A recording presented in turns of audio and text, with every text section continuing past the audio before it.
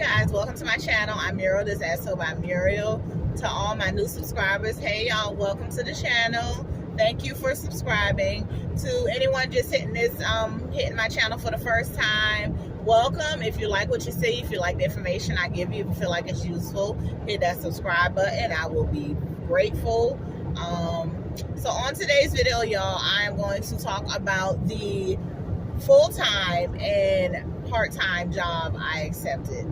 So guys, for those of you who are new, I am a bachelor's prepared registered nurse. I've been a registered nurse now for about I got my nursing license in 2019, and I think that's 3 years. And I just became bachelor prepared in December of 2021. I did an ADN program, then I did a ADNR BSN program. But prior to all of that, I was an LPN for 18 years, y'all. I became an LPN at the age of 22, I believe. So let me tell y'all, I took a full-time job. Y'all know I was having trouble with getting canceled at these agencies.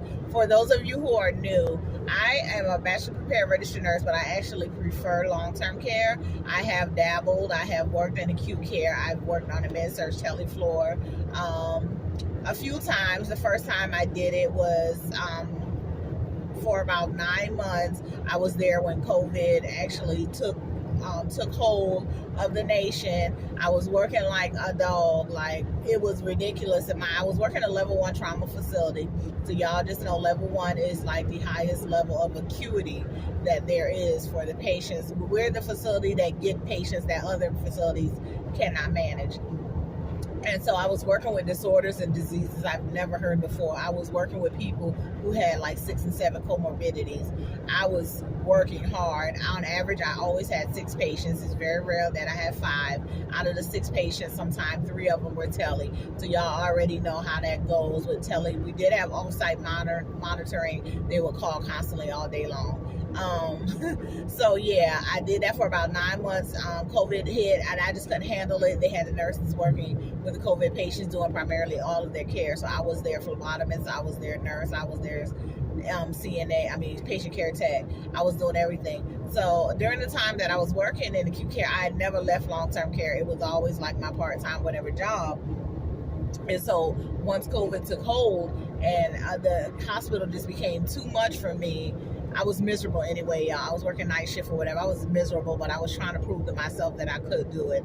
After 9 months, I proved myself I could do it. I just don't want to do it. So I went back to long-term care. I did some travel long-term care nursing. I started out making like $2,000 a week. Well, it was more like $1,700, but then I only worked 16 hours and had 5 days left. So I would pick up some local agency contracts. So I was making like $2,000 a week. I think that's my best viewed video, how I was earning $2,000 a week. And this is back in like 2020, I was earning this. I didn't go and take any acute care contracts because I had only had like 9 months experience. But eventually I did go back into acute care to brush up on it because the money was just becoming like, how are you passing this up, Muriel? You got to get some of this. You know you can do the work. So I went back to acute care in 2021 to brush up on it. I stayed for about 5 months and then I took a travel assignment. Okay, got the travel assignment. Where I was making $4,500 a week, y'all. Good money. After taxes, though, it was more like $3,600 a week, to be honest. After taxes, even though they say they don't tax you that high or whatever, my hourly rate was $95.33 an hour. My stipend was like about $1,200, I think, $1,300, $1,100, something like that. Anyway, I was bringing home like $3,600 a week, which was great money. I got canceled after 6 weeks because of a family complaint. I did discuss that in another video. You can go back and watch that. Anywho, after that got canceled, I noticed that a lot of the contracts in the southeast region were real low, like $3,000 and less. And for someone who doesn't like acute care, it was not worth me leaving my house for $3,000 or less when I can make $2,200 or more in long-term care. So I never went back to acute care, y'all, which is just this year. I never went back to acute care. I stayed long-term care. And what I noticed is when I was working through agencies, I was getting canceled a lot, y'all, because they were paying RNs $50 to $60 an hour at long-term care through agencies. The company I was working for, it was $50 to $60 an hour.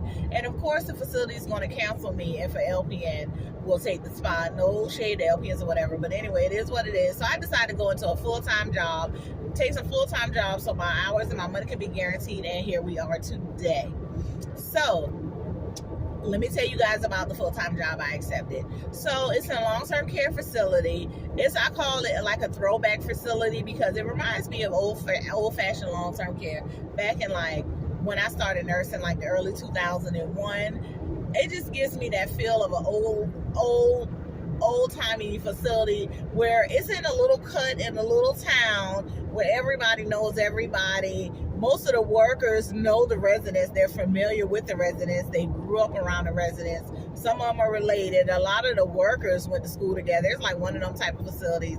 That don't bother me because I know how,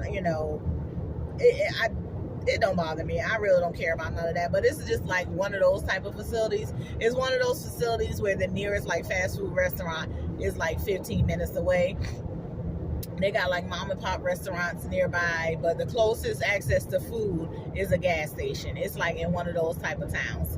So yeah. So anyway, I took a job there because of the feel of the facility. I like those type of facilities, and because they do weekly pay, y'all. I don't know if y'all saw the short I did a little while ago. I was talking about nobody told me these facilities was offering daily weekly pay, y'all. This facility does weekly pay, and for some reason, y'all, getting weekly pay makes me want to go to work more.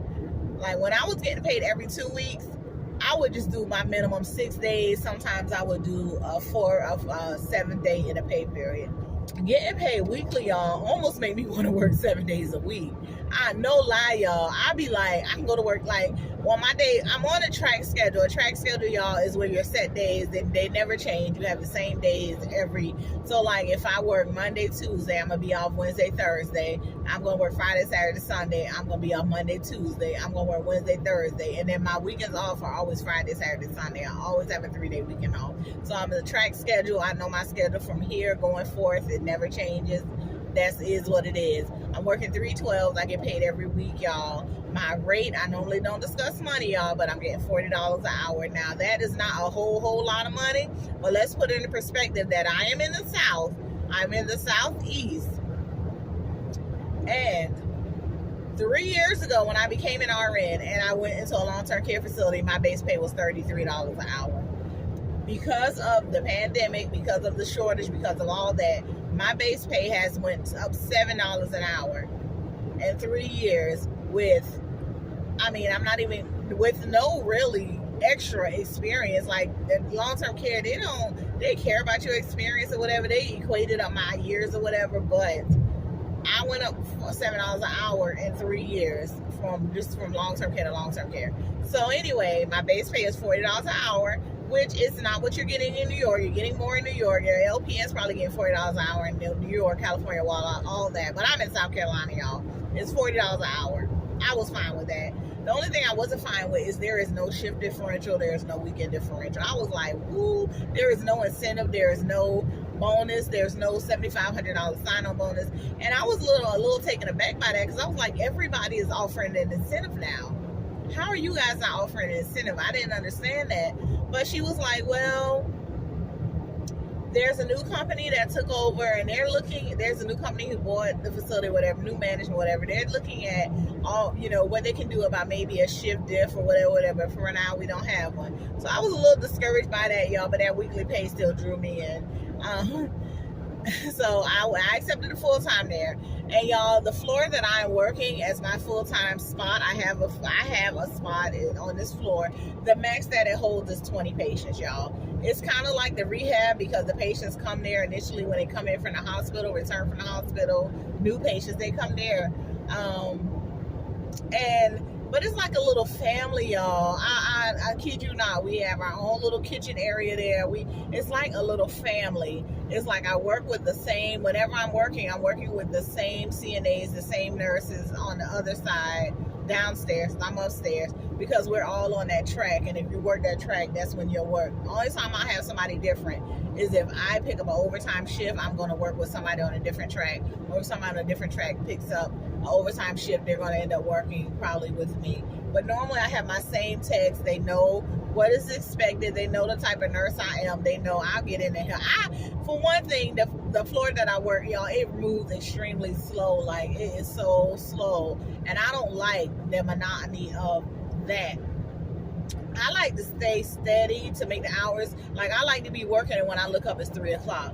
But here, when you look up, it's like 9:45. It's like 12:45. That's how slow it is. So I'm that nurse. I'm going to feed a patient. I'm going to take a patient to the bath. I've always been that nurse. I think because my background is being a CNA, I've always been that nurse. And like, even my techs, they be like, you the only nurse that helped me pass out trays. You the only nurse that feed a patient. You the only nurse I work with that take a patient to the bathroom. And it's not me trying to be, that's just the type of person I am. I just want to stay moving. I need time to fly by. Like, where I work, the floor I work, y'all, it is just so slow. Anyway, so yeah, I took that full-time position there, and like I said, being that I get paid every week, y'all, it made me want to work more. So for my second week, I'm already 16 hours in overtime. With the way that the track runs, 2 weeks out of the month, I'm doing 48 hours because I run 4 12s in that week. The week that I work, Wednesday, Thursday, off Friday, Saturday, Sunday, and then work Monday and Tuesday. That Wednesday, Thursday, and that Monday and Tuesday are all in the same week. So that's 48 hours for that week. Plus, I picked up an 8-hour shift. So that's 16 hours of overtime. But y'all, in all honesty, now let me tell y'all my other dilemma. I love that job, y'all. I'm going to probably be there for a while. They don't offer me nothing additional, but that weekly pay, and it's so laid back, y'all, I'm going to stay there for a while. Okay, so now the part-time job that I picked up, I'm every other weekend supervising at a facility. That's actually where I'm headed to now.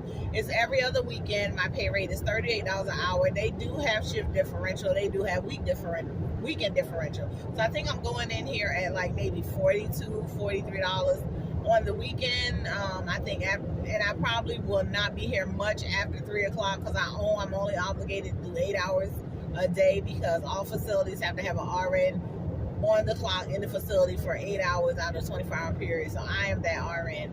So I'm probably going to get here. I'm going to get here this morning at 8 o'clock. I'm going to leave at like 8:40. I'm going to be here at 8 o'clock. I'm going to leave like at 4:30 because it has to be 8 hours, not including your lunch break. So, and you have to take a lunch break.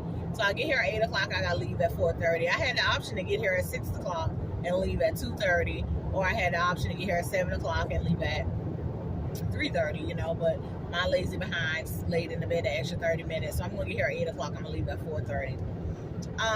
Like I said, it's every other weekend as supervisor. So far, I've been on the cart just about every weekend that I've come here. I've been working as a treatment nurse or on the cart, so I haven't supervised. I've never actually worked as a supervisor. This will be my first time, y'all.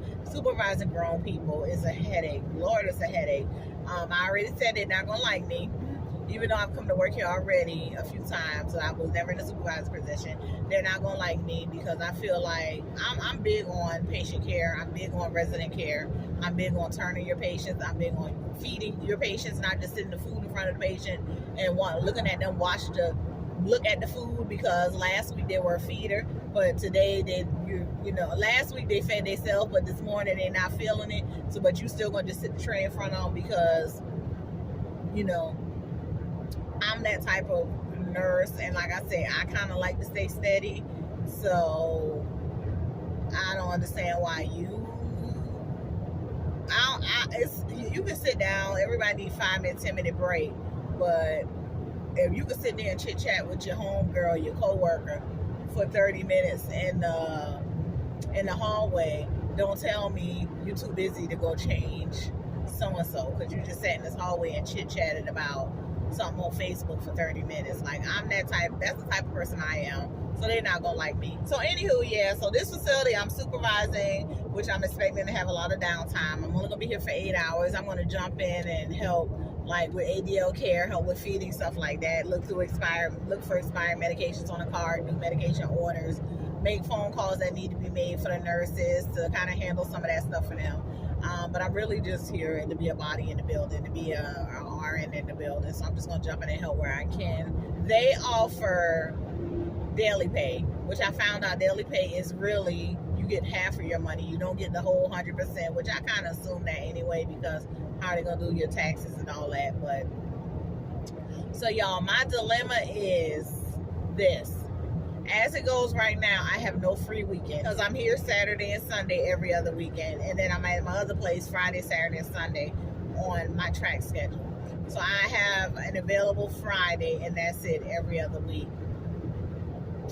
Coming here at the rate that I'm coming for the distance, is it worth it for me to keep coming here when I can do these hours at my regular facility, my full-time place, and it be overtime? Like, is it worth it? Is it worth me coming down here to do this supervisor, even though it's going to be a piece of cake supervisor for those 8 hours? And is it worth it for me to keep coming down here when this could be my overtime hours at my full-time job? Now, one of the reasons I feel like yes, it's worth it is because I feel like you should always keep something in your back pocket. You should always have a backup job in nursing, because you never know how things may go. My full-time job might decide, they might get enough staff, because they are hiring staff. Staff is coming in, and they had to cancel recently. One of the CNAs, she was doing like 5 12-hour shifts a week. She's one of the new hires, but experienced CNA. They just came in and canceled some of her shifts that she picked up because they're bringing in new people.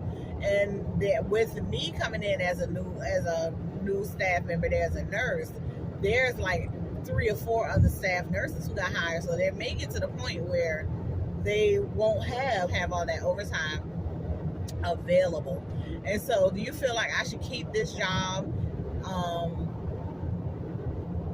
keep this supervisor job, stick it out for the rate that I'm getting, or let it go so I can have that free weekend, and if I want to work these 8 hours, do it at my full-time job, like maybe pick up the Friday that I'm off, pick up a 12-hour shift, and then keep my Saturday, Sunday off. Now, I'm having a hard time deciding what to do, because I like to change. Like, I even though I like that facility, something about stepping into a new facility is like it's kind of like a breath of fresh air. It's like, okay, I'm getting a little something different. I'm going somewhere a little different. It's a little different. I think I'll get bored. I know me. I get bored easily. And I think I'll probably get bored if I constantly do 4 shifts at the same facility every week. And I might want a little change. But what would y'all do, y'all? Would y'all keep this other job, or just put these hours you're working at that job into your full-time job for the overtime pay? Anyway, y'all, I'm Muriel, Zasto by Muriel. If you made it this long, thank you, because I tend to ramble on. And I will catch you guys in my next video. Bye.